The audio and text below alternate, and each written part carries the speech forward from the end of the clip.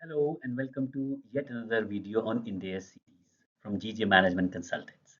So we are here to present a video on IND AS 24, which is related party disclosure. So the key topics that we are going to cover today is our objective and scope, who is related party, definition of key management personnel, what is the concept of KMP compensation, what are related party transaction, how we have to deal when we are dealing with the transactions or government has the control over the related entity, what is the definition of transaction as arm's length, disclosures, and finally the comparatives between the IND AS 24 versus equivalent IES 24. So we'll move to the first slide then. Okay, so we'll talk about the objective and scope of IND AS 24. So objective is to ensure that entity's financial statement contains the disclosures necessary to draw the attention to the possibility that its financial position and profit and loss may have been affected by the existence of a related party. So the fundamental point here is that this standard talks about the disclosure. This is most important. It does not prescribe any method to calculate the value of the related party transaction, or it does not prohibit the happening of those transactions. It only says that if you have a transaction with a related party, that needs to be disclosed. It does not focus on the measurement. It does not stop or prohibit any kind of transaction with the related party. The scope then is that this standard shall apply in identifying the related party relationship and transaction, identifying the outstanding balances, including the commitments between an entity and its related party, identifying the circumstances of which disclosure of the item has been required, determining the disclosure to be made about those items, and disclosure of the related party relationship, related party transaction, related party outstanding balance, and related party commitment. So which means that it covers all the transaction which is happening with the related party, whether it is in a form of a sale or purchase, whether it is a form of a taking a loan or giving the loan, or whether it is form of any commitments like guarantee given by the related party in favor of the another party, all these transactions. So which means that it covers all the aspect of the transactions with the related party, and the objective is to make sure that all these needs to be disclosed appropriately, so that the users of financial statements, when they are taking a decision, they should be aware that these are the transactions which has been specifically happening with the related party. What it does not cover as a part of the scope, it does not prohibit any related party transaction, nor it prescribe any rule to derive the arm's length pricing. So it does not prescribe any rule. It only says that whatever transaction you are incurring with your related party, that needs to be disclosed. What is related party? What are those transactions? We'll cover as a part of this presentation in the subsequent slide. Now, when we try to compare this with IAS 24, the objective and scope are same. There's no change. So we'll move to the next slide. Okay. So we'll quickly spend some more time in understanding why this standard is there. So we know that the key objective of IND AS or IFRS to that matter is the transparency. It has to have all the transaction which we are happening in an entity, that should be transparent and disclosed properly. So IND AS ensures that the financial statement discloses the impact of the relationship and the transaction with the related party, so that user can understand the true economic substance of the entity's performance and the position, right? And why it is important that all these transactions should be disclosed is dependent upon the fact that it can have direct impact on my profitability. So profits manipulated via transfer pricing, on my liquidity, funds routed to related party, on my assets and liabilities, over or undervaluation via group transaction, and finally the governance, undisclosed promoter of the management influence. So which means that to make sure that an entity should have the governance on all the aspect, which includes my profitability, liquidity, assets and liability, and then overall governance, it is very important that all the transaction which can be influenced by the related party, those need to be disclosed appropriately, so that organization can mention all the details, and absolute transparent information should be cascaded or reported in the financial statement, so that users can then take the decision judicially. And when we try to do a quick comparison with the purpose, so this is equivalent to my IAS 24. So we'll move to the next slide. Now we'll quickly have a look at the definition of related party. So who is related party? A person or entity. So there are two separate definition. One is for person, one is for entity. We'll talk about each of them separately. We'll talk about the person first. A person or entity is related to an important entity if the control, joint control, significant influence, or key management relationship exists. A person is related party if he or she has control or the joint control over the entity, has significant influence, is a key MP, which is key management person to the entity of the parent, is a close family member of such person. So if all these conditions exist, and if there is some transaction which is happening with any of these person with the entity, then it is presumed to be a related party transaction and it has to be disclosed. For example, Mr. A is the managing director of XYZ Limited. Any transaction with Mr. A would be disclosed by the XYZ. Mr. A's spouse owns a consulting firm, and because this is a close family member, then it has to be reported as a related party transaction. Close family members of the family of a person are those family members who may be expected to influence or be influenced by that person in their dealing with their entity. So what has been included in the definition of close family member are that person's children, spouse, domestic partner, brother, sister, father and mother, children of that person's spouse or domestic partner, and dependents of that person or that person's spouse or domestic partner. So if all these relationships exist, and if we are having a transaction with any of the close family member of that particular KMP, then it is also treated as a related party transaction. So related party transaction, when we defining is a with reference to a person, means the person himself. If we are dealing with any, if we are doing any commercial transaction with that person himself, or if we are doing any commercial transaction with a close family member of that person. And what is the definition of close family member? It is being mentioned in this particular slide. So if we are having any transaction with any of these set of people, then it has to be, that transaction has to be reported as the related party transaction. It is immaterial whether the transaction is being done at the arm's length pricing or it is being done at any value. So it requires the disclosure because this is a transaction with the related party. And if we try to compare it with the IAS 24, they are principally the same. We'll move to the next slide and see the definition of the entity. What is the definition of related party with reference to an entity? Okay. Now we'll look at the definition of related party with context to an entity. So when we're talking about the related party and when we're talking about an entity is related party if it is a parent, subsidiary or a fellow subsidiary, associate or a joint venture or associate of the same third entity. One entity is a joint venture of the third entity and another entity is an associate of the third entity. Entity is a post-employment benefit plan of either the reporting entity or entity related to reporting entity. If RE itself such a plan, then the sponsoring employee are also the part of the RE and controlled by the KMP or the close family member. So these are the definition of the related party in context to an entity. So which means that if an entity is is the parent subsidiary or the foreign subsidiary, associate, joint venture, or they have the KMP has the control over the entity, and all the concept of control and is largely basis the definition which is there in my IND AS 110. So we have to go by that definition of control of the interest on the investee company to determine whether that has an influence on my investee company or not. So this is a definition that will help us to determine the transaction and how that transaction can be then interpreted to be with the related party. So we have to look at the transaction and then we have to compare the significant influence. This is the definition that has been provided here. Whether it is a parent or subsidiary, whether it is associated joint venture, whether one entity has of joint venture is a third entity and the other entity is the associated third. So all these things needs to be look on the case to case basis to determine whether these are related party or not. So there are two things that we have to do as a part of IND AS 24. First of all, we need to determine the related party. Then we have to ensure that those related party are something which are doing any transaction which is of commercial nature. And then if they are doing the transaction of commercial nature, that needs to be disclosed in my books of in my notes of notes to accounts. And then we have to also do the disclosure of in terms of the amount of those financial transaction in my respective financial statements, and those needs to be mentioned with the fact that these are the related party transaction.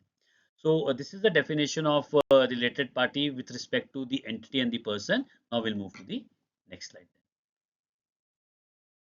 So we'll talk about the KMP, key management personnel. So who are the KMP? KMP is equal to the person having the authority and responsibility for planning, directing, and controlling the activities of an entity, which normally includes CEO, CFO, and managing director, whole-time director, and all the key executives.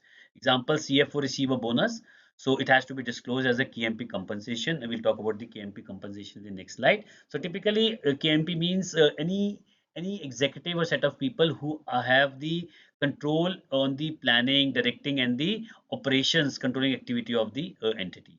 So, which largely includes CEO, CFO, managing director, whole-time director, and key executive. And it is aligned with the definition of the IAS 24 as well. So, we'll move to the next slide then. So once we have defined or identified the KMP, the next step is that whenever we are paying any compensation to them, that needs to be disclosed separately. And what are these elements that we need to disclose? And this is the mandatory disclosure. So compensation classified into short-term employee benefit, post-employment benefit, other long-term benefit, termination benefit, and the shared-based payment. All needs to be disclosed separately in my notes to accounts. So that this is the component that has been given to my KMP. So example, CEO composition is salary of 50 lakh, bonus of 20 lakh, ESOP of 10 lakh. It has to be shown category wise. And this is the same disclosure that is required as a part of my IAS 24. So we'll move to the next slide. Okay, so what is the definition of related transaction then? So related transactions are the transaction which leads to the purchase and sale of the goods, rendering of receiving of services, leases, transfer of the assets, loan guarantees, settlement and liabilities. So any transaction which falls into this is normally treated as a related transaction, and if these transactions is happening with the related party, then they are normally reported as RPT, related party transaction. For example, company gives interest-free loan to a subsidiary, which is an RTP, and definition is aligned with the IAS 24. So we'll move to the next. Okay. Now we'll quickly talk about the transaction with the where when government is having the major holding or government is the control or the joint control. Typically a kind of a scenario wherein we are talking about the financial statement of a PSU wherein government is having the control. So in that case, whenever we are having the transaction, let's say when that PSU is having the transaction with another PSU, in that case, it does not require the full disclosure as per the requirement of IND AS 24. It requires a limited disclosure, which means that if an entity is controlled by the government, the exemption from the detailed disclosure transaction with other government controlled entities, and what it there only requires to make sure that they have set up the information, which is like nature of the relationship and the significant transaction, which means that detailed disclosure, that is the amount of the transaction, the detailed working, and then the name of the entity. All these may be not required when we are dealing with the government entity. So which gives us a kind of a thought that what is it that is different that is required to be reported as an RPT when we are dealing with a normal third party versus when we are dealing with a, RPT scenario wherein government is the control and the ownership. So for that comparison, we have created a separate slide. We'll move to the next slide to look at that difference. But when we try to compare the concept of the government related entities with respect to the RPT, it is fully aligned with the IAS 24. Move to the next slide. Okay, so here's a quick comparison between what needs to be reported when we are normal related third party and government related third party. So name of the related party is mandatory. In the normal related party, it is not mandatory. For the government related party, relationship is mandatory. In government related entity, nature of the government relationship needs to be mentioned. Transaction amount is mandatory, exact, can be aggregated.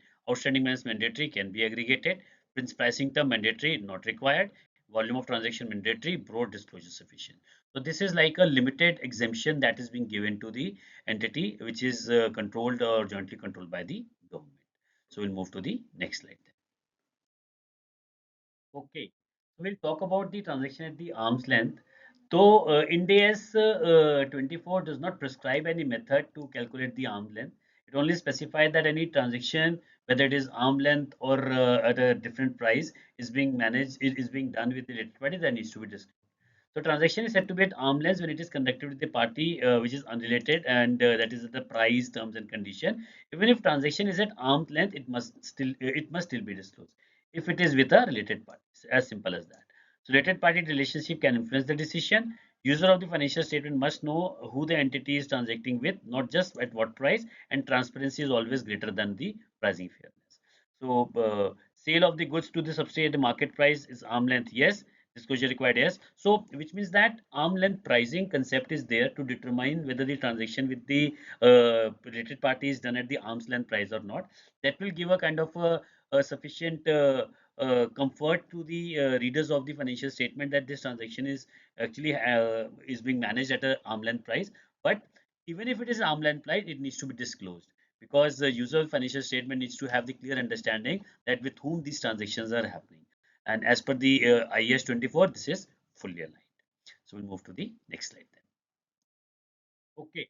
So what all disclosures we need to do? So what we have done, we have created a kind of a tabular form to show that how this transaction will be disclosed in the notes to accounts. So parent category relationship is parent, subsidiary, associate, joint venture, KMP, close family member, entities controlled by the KMP and the post-employment benefit plan, and nature of transaction we have mentioned here, and what we need to disclose. So when we are saying that a nature is sale, purchase of goods, then we have to mention what nature of the transaction, amount, outstanding balance. If we have given or taken a loan, then what we have to mention: amount, interest rate, terms, repayment. If we have taken a given a guarantee, then we have to mention the amount granted and the condition. If we have a digital transaction management fee, then we have to mention the basis of pricing amount. Likewise, for each of the element of the nature of transaction, it is clearly mentioned that what needs to be disclosed and what points needs to be mentioned here. So when we try to look at and compare it with the previous slide wherein there was a government related entity, then in that case that was a limited disclosure. But with respect to the normal RPT transaction, we have categorized each RPT here. We have mentioned the nature of the transaction in the second column, and then what needs to be disclosed has been mentioned in the third column. That will give you exhaustive view that what needs to be disclosed in the notes to accounts in the financial statement. So we'll have one more slide on this. We'll move to the next slide then. Okay. So there are certain mandatory disclosures that are required. So outstanding balances, mandatory disclosures are for each party. What we have to ensure for outstanding balances, that amount outstanding receivable, whether secured or unsecured, nature of the consideration, provision for any doubtful debts, and write off during the period. Which means that with respect to the amount which is still receivable or payable in my financials, this will be disclosed mandatorily. And there are certain rules that needs to be followed with respect to the IND AS 24. What does that say? That arm length price does not remove the disclosure requirement. Very, very important. Transaction is arm length or not, it has to be disclosed if it is related party. Government related entities get partial exemption. We have discussed that. Disclosure required even if no transaction occurred, if the relationship exists. So which means that if during the financial year there is no transaction that has been happened between the related party, still it has to be disclosed that these are the related party. Consolidated and standalone financial may differ. So which means that in my consolidated financial, a transaction will be reported as a related party, but in the standalone financial, there will be separate reporting requirement for that particular entity. So that has to be managed with that separating support separate financial statements requirement, which is guided by another IND AS. So this is the final slide. Then we'll have one more slide on the comparatives between the IND AS 24 versus IES 24. So we'll move to next slide then. Okay, so this is the final slide. We'll quickly try to do comparative analysis between IND-AS 24 and IES 24. So when we look at the comparison, there is no differences as such, which is that IND-AS 24 is fully aligned with IES 24. So this is the last slide. So we'll next move to the thank you slide then. Okay, so this is the final slide. So I would like to thank all my viewers and subscribers for watching this video till the end. It's my sincere request to please cascade this video to all the users who want to learn INDAS and they want to refresh their understanding on the INDAS. We'll come with the next INDAS very soon. Till then, thank you, goodbye, and have a nice day.